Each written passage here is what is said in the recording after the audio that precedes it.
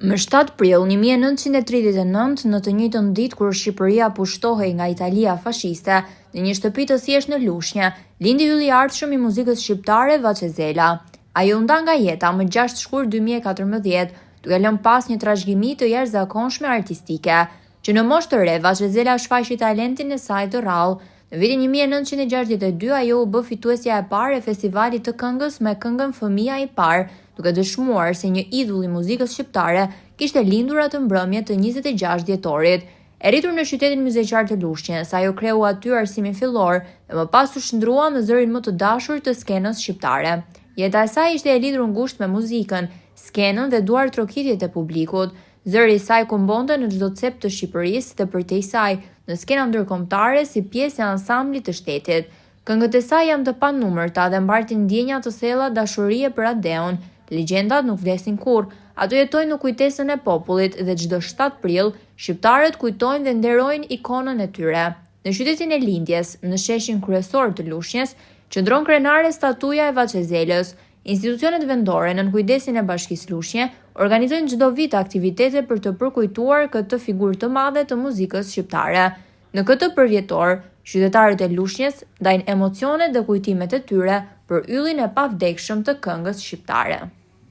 Nga këngëtarët e parishme në vendin tonë, edhe është njëri më i respektuar të gjithë kohrave, edhe do të mbetet e pazëvendësueshme.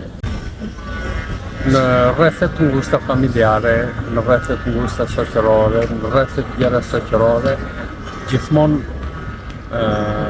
kam folur për këngëtaren e madhërisme Vaçe Zela, që meriton vëmendjen e të gjithë qarqeve artistike të vendit tonë për të përjetësuar kujtimin e kësaj këngëtare që la gjurmë të pashmishme në jo vetëm në festivalet e radio televizionit shqiptar, por edhe më gjerë në të gjitha qarqet artistike, në të gjitha skenat e Shqipërisë, ka lënë atë çka nuk është arritur nga këngëtarë të tjerë shqiptarë.